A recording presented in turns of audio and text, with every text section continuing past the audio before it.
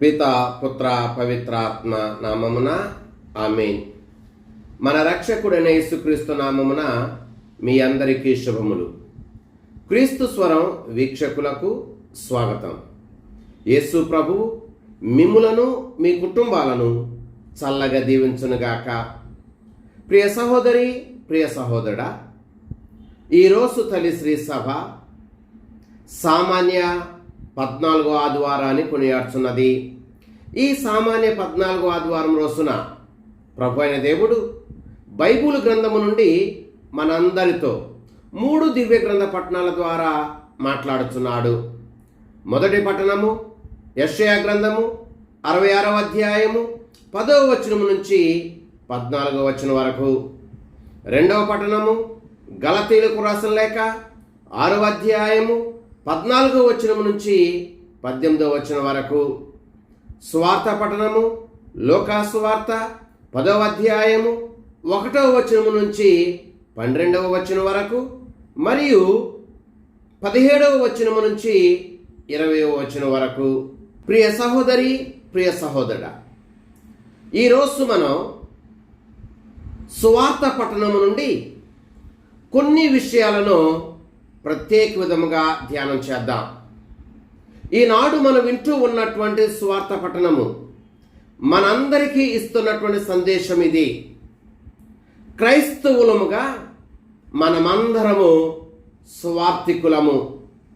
క్రైస్తవులముగా మనమందరము క్రీస్తు సువార్తను ప్రజలకు అందించవలసినటువంటి బాధ్యత ఉంది అని ప్రభువు ఈ రోజున మనందరికీ స్పష్టం చేస్తూ ఉన్నారు.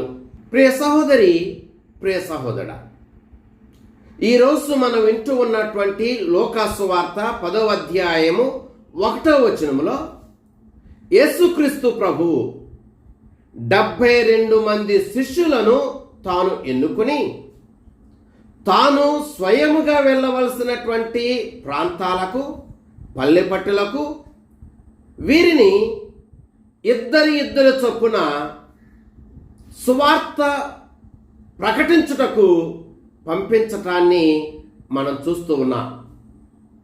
ప్రియ సహోదరి, ప్రియ సహోదరుడా, యేసు ప్రభు ఎన్నుకున్నటువంటి 12 మంది శిష్యుల గూర్చి మనకు తెలుసు.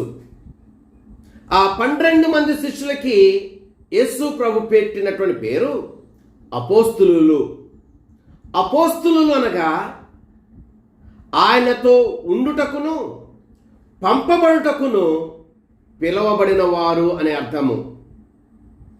ఈ 12 మంది అపోస్తుల పేర్లను మనము సువార్తలో వింటూ ఉన్నాం. కానీ యేసు ప్రభు ఎన్నుకొని పంపించినటువంటి ఈ 72 మంది శిష్యుల పేర్లు మాత్రం మనకి బైబిల్ గ్రంథంలో వ్రాయబడలేదు.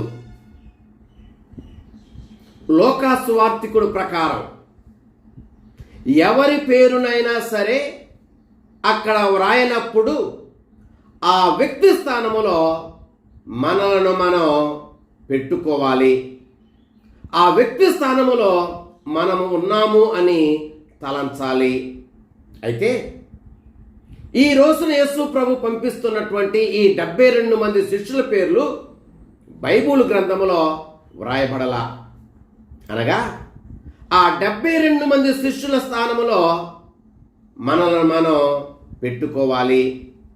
ఆ 72 మంది శిష్యుల స్థానములో క్రైస్తవులముగా మనం ఉంటూ ఉన్నాం. ఆ 72 మంది శిష్యుల స్థానములో క్రైస్తవ కుటుంబాలు అన్నీ కూడా ఉంటూ ఉన్నాయి. అనగా సువార్తను ప్రకటించవలసినటువంటి బాధ్యత, క్రీస్తు ప్రభు గూర్చి చెప్పవలసిన బాధ్యత ప్రతి క్రైస్తవునిది అని, క్రీస్తు ప్రభు గూర్చి బోధించవలసినటువంటి బాధ్యత ప్రతి క్రైస్తవ కుటుంబానిది అని ఈ రోజున ప్రభు మనకి స్పష్టం చేస్తూ ఉన్నారు. అనగా క్రైస్తవులుగా మనమే క్రీస్తు ప్రభుని యొక్క స్వార్థికులం. ఈ స్వార్థ ప్రకటించే బాధ్యత మనందరిది. ప్రియ సహోదరి, ప్రియ సహోదరుడా, ఈ విషయాన్ని బైబిల్ గ్రంథాన్ని నుంచి కాసేపు మనం ధ్యానం చేద్దాం. నెంబర్ 1, మార్కు సువార్త 16వ అధ్యాయము 15వ వచనములో ఉత్థాన క్రీస్తు ప్రభు ఇలా అంటున్నాడు, మీరు ప్రపంచమంతటా తిరిగి సకల జాతి జనులకు సువార్తను బోధింపుడు అని. అనగా సువార్తను బోధించవలసిన బాధ్యత ప్రతి క్రైస్తవునిది. నెంబర్ 2, మత్తయి సువార్త 28వ అధ్యాయము 19-20 వచనాలలో ఉత్థాన క్రీస్తు ప్రభు ఇలా అంటున్నాడు, మీరు వెళ్ళి సకల జాతి జనులకు పిత పుత్ర పవిత్రాత్మ నామమున జ్ఞాన స్నానం వసగుచు వారిని నా శిష్యులను చేయుడు. నేను మీకు ఆజ్ఞాపించినదంతా వారు ఆచరింప బోధింపుడు. ఇదిగో లోకాంతము వరకు సర్వదా నేను మీతో ఉంటాను అని అభయమిచ్చాడు. ప్రియ సహోదరి, ప్రియ సహోదరా, సువార్తను ప్రకటించవలసిన బాధ్యత మనందరిది. ప్రకటించే వారితో ప్రభువు నిత్యము ఉంటూనే ఉన్నాడు. నెంబర్ 3, అపోస్తుల కార్యములు 1వ అధ్యాయము 8వ వచనములో ప్రభు ఇలా అంటున్నాడు, పవిత్రాత్మ మీ పైకి వచ్చినప్పుడు మీరు శక్తిని పొందుతారు, కనుక మీరు నాకు సాక్షులై ఉండాలి అని. ప్రియ సహోదరి, ప్రియ సహోదరా, సువార్తను బోధించటము అంటే మన జీవిత విధానం ద్వారా మనం నివసిస్తున్నటువంటి స్థలములో, మనం పనిచేస్తున్నటువంటి స్థలములో ఇతరులకు మనం సాక్షులమై ఉండాలి. నెంబర్ 4, తిమోతి గారికి రాసినటువంటి 2వ లేఖ 4వ అధ్యాయము 2వ వచనములో ప్రభువు పునీత పౌలు గారి ద్వారా ఎలా అంటున్నారు, నీవు వాక్యమును బోధింపుము, అనుకూల సమయమునందును ప్రతికూల సమయమునందును దానిని కొనసాగింపుము, సహనముతో కూడిన బోధతో ప్రజలను ఒప్పించుచు ఖండించుచు ప్రోత్సహించుము అని. ప్రియ సహోదరి, ప్రియ సహోదరా, సువార్తను అనగా యేసుక్రీస్తు గూర్చి బోధించవలసినటువంటి బాధ్యత ప్రతి క్రైస్తవునిది.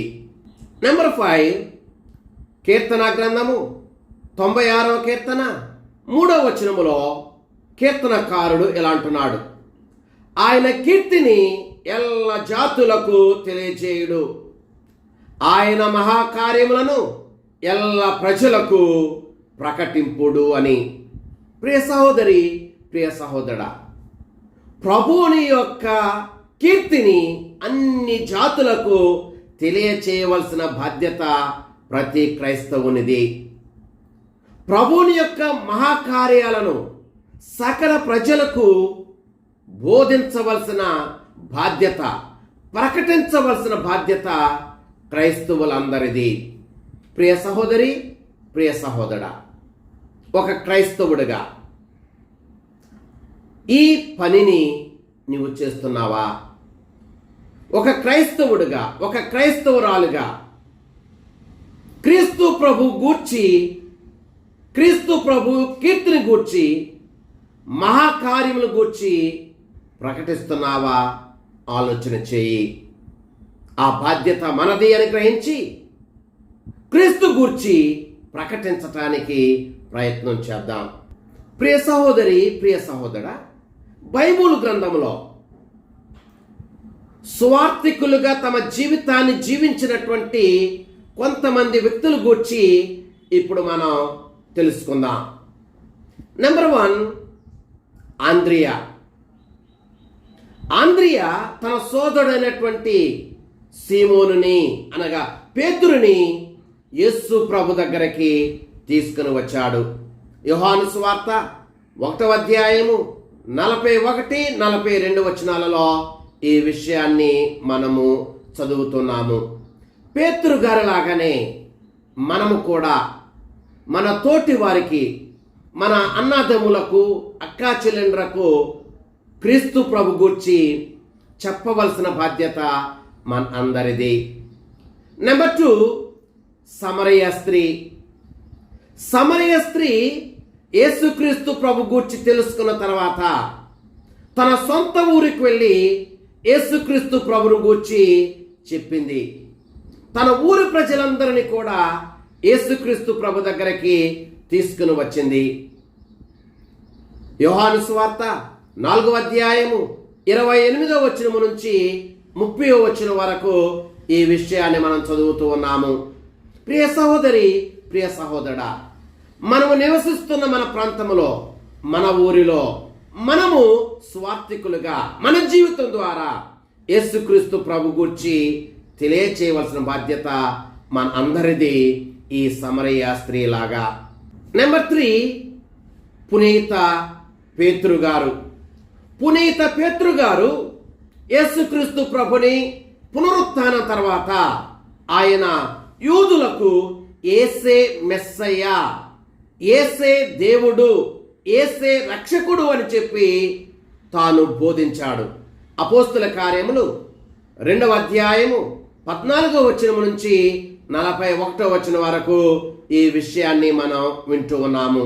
కనుక పునీత పేతురు గారిలాగా అన్యులకు మనము యేసుక్రీస్తు గూర్చి చెప్పవలసినటువంటి బాధ్యత మన అందరిది.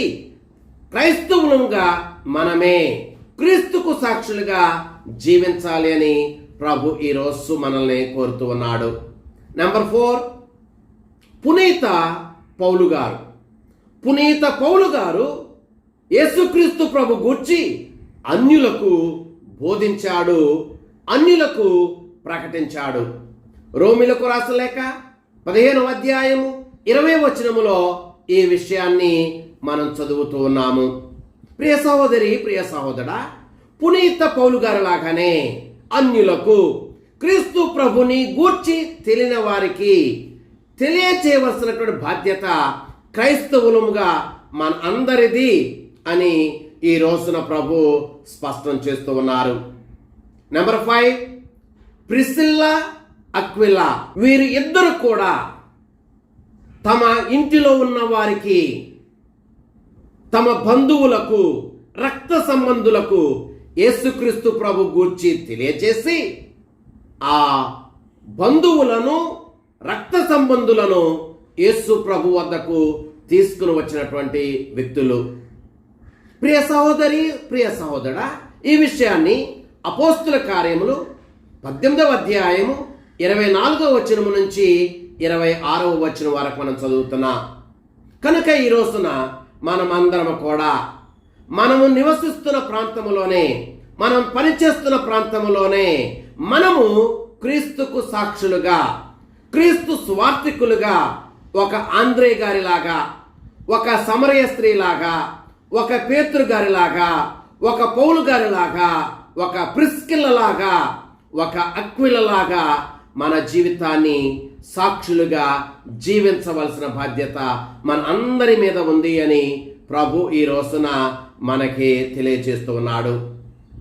ప్రియ సహోదరి, ప్రియ సహోదరుడా, ఇప్పుడు మనం 2వ విషయం గురించి కాసేపు ధ్యానం చేద్దాం. ఈనాటి సువార్త పఠనం లూకా సువార్త 10వ అధ్యాయము 2వ వచనములో యేసు ప్రభు ఇద్దరు చొప్పున ఆ 72 మందిని పంపిస్తూ ఉన్నాడు. అనగా ఇద్దరు చొప్పున యేసుక్రీస్తు ప్రభు ఆ 72 మందిని పల్లె పట్టెలకు సువార్తను గూర్చి ప్రకటించటానికి, దేవుని రాజ్యం గూర్చి ప్రకటించటానికి పంపించటం అంటే మీరు ఒంటరి వాళ్ళు కాదు, నేను మీతో ఉంటాను, నేను మీతోనే ఉంటాను, నేను మిమ్మల్ని విడువను, నేను మిమ్మల్ని ఎడబాయను అని అభయం ఇవ్వటం. ప్రియ సహోదరి, ప్రియ సహోదరుడా, ఈ విషయాన్ని బైబిల్ గ్రంథము నుంచి కాసేపు ధ్యానం చేద్దాం. ద్వితీయోపదేశ కాండము 31వ అధ్యాయము 6వ వచనాన్ని మనం చదివితే, మీరు ధైర్యస్థైర్యములను అలవర్చుకొనుడు, మీరు వారిని చూచి భయపడవలదు, ధైర్యముతో మీరు ఉండుడు. ప్రభువు మీకు బాసటై ఉండును. ఆయన మిమ్మల్ని చేయి విడువడు, ఎడబాయడు అని అంటూ ఉన్నాడు. కనుక ఏ సువార్తికుడైతే క్రీస్తు ప్రభు చేత పంపబడుతున్నాడో, ఏ వ్యక్తి అయితే క్రీస్తు ప్రభుకి సాక్షిగా జీవిస్తున్నాడో, ఆ వ్యక్తికి ఆ ప్రభువు తోడై ఉంటాడు. నెంబర్ 2, యెషయా గ్రంథము 41వ అధ్యాయము 10వ వచనాన్ని మనం చదివినట్లయితే, నీవు భయపడకుము, నేను నీకు తోడై ఉందును. నీవు వెరవకుము, నేను నీకు దేవుడను. నేను నీకు బలమును శక్తిని వసుగుదును. నేను నిన్ను ఆదుకుందును. నా శక్తితో నిన్ను కాపాడుదును అని ప్రభు అభయమిస్తున్నాడు. అనగా క్రీస్తుకు సాక్షులుగా జీవించే ప్రతి సువార్తికుడికి ప్రభు బాసటగా ఉంటాడు. ఆయన విడువడు, ఆయన ఎడబాయడు. నెంబర్ 3, యెహోషువ గ్రంథము 1వ అధ్యాయము 9వ వచనములో ప్రభు ఇలా అంటున్నాడు, నేను నీకు చెప్పినట్లు ధైర్యస్థైర్యములను అవలంబింపుము, నిర్భయముగా ధైర్యముగా ప్రవర్తింపుము. నీ దేవుడైన ప్రభువు నీకు ఎల్లవేళలా నీకు తోడై ఉండును, నీతో ఉండును అని. నెంబర్ 4, యోహాను సువార్త 14వ అధ్యాయము 18వ వచనంలో ప్రభు ఇలా అంటున్నాడు, నేను మిమ్ములను అనాథులుగా విడిచిపెట్టను, నేను మీ వద్దకు వత్తును అని. నెంబర్ 5, మత్తయి సువార్త 28వ అధ్యాయము 20వ వచనములో ప్రభు ఇలా అంటున్నాడు, లోకాంతము వరకు నేను సదా మీతో ఉందును అని. ప్రియ సహోదరి, ప్రియ సహోదరుడా, ఈ వచనాల ద్వారా ప్రభువు మనకిస్తున్న సందేశం ఇది. ఏ వ్యక్తి అయితే క్రైస్తవుడిగా, క్రీస్తు స్వార్థికుడిగా, క్రీస్తు సాక్షిగా జీవిస్తాడో ఆ వ్యక్తికి ప్రభు తోడుగా ఉంటాడు. ఆ వ్యక్తి ఒంటరివాడు కాదు. ప్రభువు తోడుగా ఉండి తన శక్తితో, తన బలముతో నింపుతాడు. కనుక ప్రభువు మనకు తోడుగా ఉన్నాడు అనే అభయముతో మనము క్రీస్తుకు సాక్షులుగా, స్వార్థికులుగా జీవించాలి. ప్రియ సహోదరి, ప్రియ సహోదరుడా, అందుకని ప్రతి సంఘములోనూ, ప్రతి విచారణలోనూ ఒకరికి ఒకరు సహకరించుకోవాలి. గురువు, మఠకన్యలు, ఉపదేశులు, సంఘ పెద్దలు, కౌన్సిల్ లీడర్లు, యూత్, ప్రతి ఒక్కరము కూడా ఒకరికి ఒకరము సహకరించుకుంటూ, తోడ్పడుతూ క్రీస్తు సువార్తలో మనము ముందుకు సాగాలి. అదే ఈ రోజున ప్రభు మనందరి నుండి కోరుకునేది. ప్రియ సహోదరి, ప్రియ సహోదరుడా, ఇప్పుడు మనం 3వ విషయం గురించి ధ్యానం చేద్దాం. లూకాసు వార్త 10వ అధ్యాయం 3వ వచనములో, తోడేల మధ్యకు గొర్రెలను పంపినట్లు నేను మిమ్ములను పంపుచున్నాను అని ఆ 72 మంది శిష్యులతో ప్రభు అంటున్నారు. ప్రియ సహోదరి, ప్రియ సహోదరుడా, గొర్రె పిల్లలు చాలా సున్నితమైనవి. గొర్రె పిల్లలు చాలా అమాయకమైనవి. గొర్రె పిల్లలకు భద్రత ఉండదు. గొర్రె పిల్లలకు సంరక్షణ ఉండదు. అటువంటి వాటిని తోడేల మధ్యకి పంపిస్తున్నాడు. తోడేళ్ళు చాలా మోసపూరితమైనవి. తోడేళ్ళు చాలా క్రూరమైనవి. తోడేళ్ళు చాలా దూకుడు స్వభావం కలిగినటువంటివి. తోడేళ్ళు చాలా బెదిరింపు స్వభావం కలిగినటువంటివి. అటువంటి వ్యక్తుల మధ్యకి నేను మిమ్ములను పంపిస్తున్నాను అని ప్రభు అంటూ ఉన్నాడు. ప్రియ సహోదరి, ప్రియ సహోదరుడా, ఇక్కడ యేసు ప్రభు సువార్థికులకు లేక సాక్షులకు జరిగే ప్రమాదాన్ని, నష్టాన్ని యేసు ప్రభు దాచిపెట్టడం లేదు. సువార్థికులకు, సాక్షులకు జరిగే నష్టాన్ని, ఉన్న ప్రమాదాన్ని, పోగొట్టుకునేటువంటి భద్రతను యేసు ప్రభు ముందుగానే ఈ లోకానికి చూపిస్తూ ఉన్నాడు. స్వార్థికులు, సాక్షులు తిరస్కారాన్ని, హింసను, అపార్థాన్ని ఎదుర్కొంటారు. ఆయన బలమైనటువంటి గొర్రె పిల్లలుగా పంపించడం లేదు. శక్తిలో బలహీనముగా ఉన్నటువంటి గొర్రె పిల్లలుగా వారిని పంపిస్తూ ఉన్నాడు. ఫైట్ చేయటానికి కాదు, సాక్షులుగా జీవించటానికి. వారి ప్రేమ ద్వారా, వారి క్షమ ద్వారా, వారి దయ ద్వారా వారు క్రూరత్వం కలిగినటువంటి తోడేల స్వభావం కలిగిన వ్యక్తుల మధ్యలోనికి, ప్రపంచంలోనికి తన స్వార్థికులను పంపిస్తూ ఉన్నాడు. కనుక మనం ఫైట్ చేసేవారిగా కాక సాక్ష్యం ఇచ్చేటువంటి వారిగా ఈ లోకంలో మనం జీవించాలి. ఇదే ప్రభు మన నుండి కోరుకునేది, ఇదే మన బాధ్యత అని ప్రభు మనకి గుర్తు చేస్తున్నాడు. ప్రియ సహోదరి, ప్రియ సహోదరుడా, ఇప్పుడు మనం 4వ విషయం గురించి ధ్యానం చేద్దాం. లోకాసు వార్త 10వ అధ్యాయం 4వ వచనములో ప్రభు ఇలా అంటున్నాడు, మీతో పాటు జాలినైనను, జోలినైనను, పాదరక్షలనైనను తీసుకుని పోరాదు అని. అనగా మీరు మీ మీద ఆధారపడవలదు. మీరు దేవుని మీద ఆధారపడాలి. మీరు మీ శక్తి సామర్థ్యాల మీద ఆధారపడవలదు. దేవుడు మీకు సమకూర్చే వాటి మీద ఆధారపడాలి.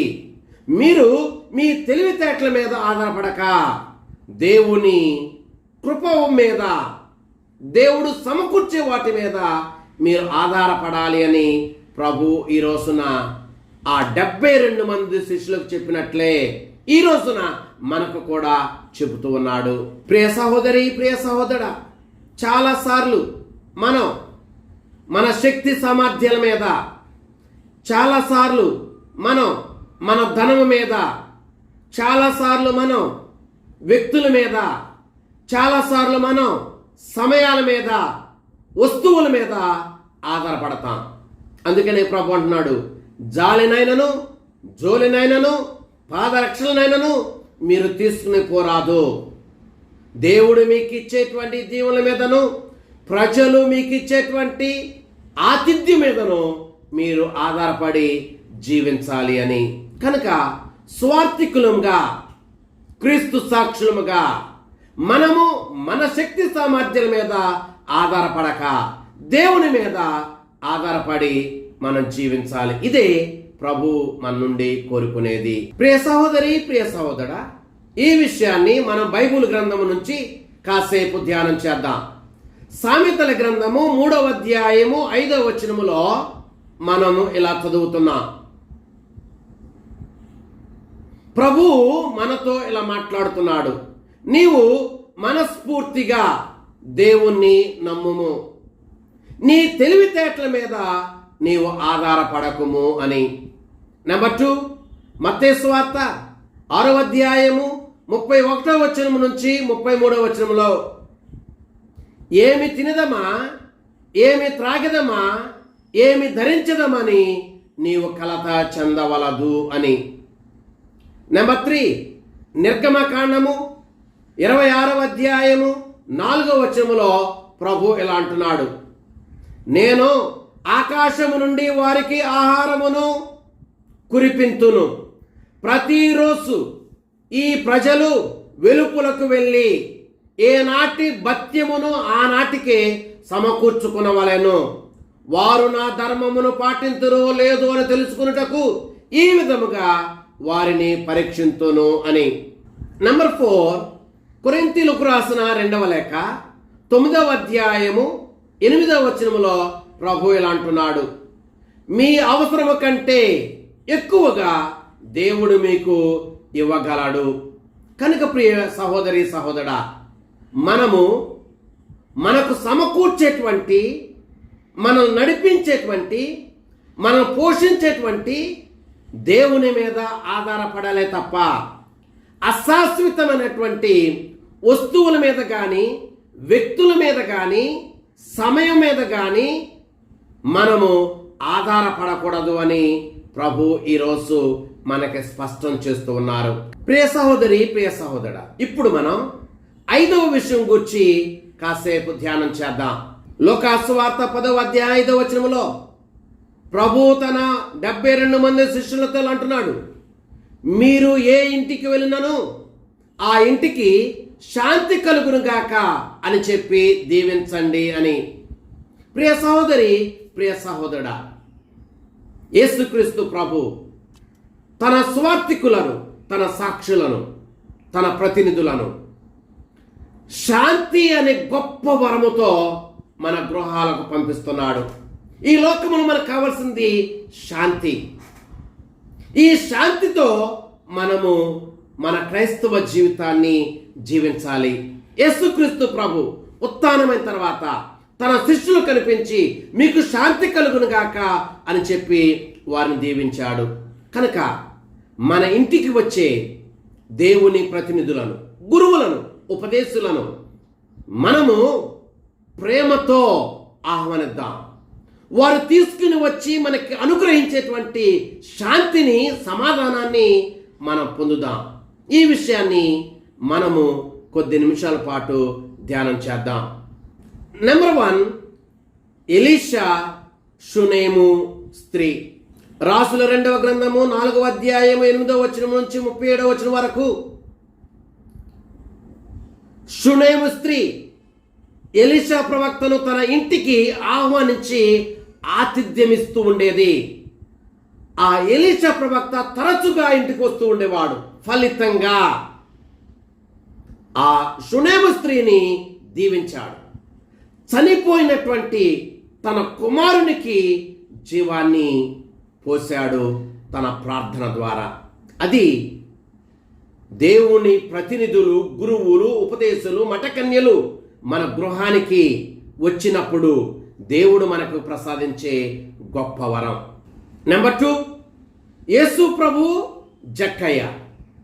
లూకా సువార్త 19వ అధ్యాయము 9, 10 వచనాలు మనం చదివినట్లయితే యేసుక్రీస్తు ప్రభు జక్కయ్యతో నేడు ఈ ఇంటికి రక్షణ వచ్చింది అని.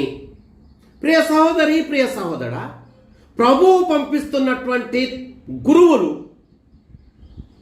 మఠకన్యలు, ఉపదేశులు మన ఇంటికి వచ్చినప్పుడు వారితో పాటు మనకి శాంతి, సమాధానాన్ని, రక్షణను తీసుకుని వస్తారు. కనుక మన ఇంటికి వచ్చేటువంటి సాక్షులను, స్వార్థికులను, గురువులను, మఠకన్యలను, ఉపదేశులను ప్రేమతో ఆహ్వానిద్దాం, ఆతిథ్యమిద్దాం, దేవుని దీవెనలు పొందుదాం. నెంబర్ 3, అబ్రహాము మరియు 3 మనుషులు. ఆదికాండం 18వ అధ్యాయము 9, 10 వచనం మనం చదివినప్పుడు అబ్రహాము 3 మనుషులకు ఆతిథ్యం ఇచ్చారు. వారే దేవుని ప్రతినిధిగా, దేవుని సన్నిధిలో దేవునికి ప్రతిరూపముగా సారాకు సంతానం కలుగుతాది అని చెప్పి అభయమిచ్చారు. ప్రియ సహోదరి, ప్రియ సహోదరా, మన ఇంటికి వచ్చేటువంటి గురువులు, మఠకన్యలు, ఉపదేశులు దేవుని శాంతిని తీసుకుని వస్తారు, దేవుని సమాధానం తీసుకుని వస్తారు, దేవుని వరాలను తీసుకుని వస్తారు. కనుక ప్రేమతో ఆహ్వానిద్దాం, ప్రేమతో ఆతిథ్యమిద్దాం. నెంబర్ 4, పేతురు మరియు కొర్నేలి. ఆదికాండము 10వ అధ్యాయం 44వ వచనం మనం చదువుతుండగా కొర్నేలి ఇంటిలో పేతురు బోధిస్తూ ఉన్నప్పుడు ఆ ఇంటిలో ఉన్న వారందరూ కూడా పవిత్రాత్మ చేత నింపబడ్డారు. ప్రియ సహోదరి, ప్రియ సహోదరుడా, మనము కూడా గురువులను, మఠకన్యలను, ఉపదేశులను మనము ప్రేమతో ఆహ్వానించి ఆతిథ్యం ఇచ్చినప్పుడు తమతో పాటు ప్రభుని శాంతిని, సమాధానాన్ని, పవిత్రాత్మను, దీవెనలను మనకు తీసుకుని వస్తారు. కనుక ప్రేమతో ఆహ్వానిద్దాం, ఆతిథ్యమిద్దాం. యేసు ప్రభు మనలను, మన కుటుంబాలను చల్లగా దీవించునుగాక. ఆమేన్. పిత, పుత్ర, పవిత్రాత్మ నామమున ఆమేన్.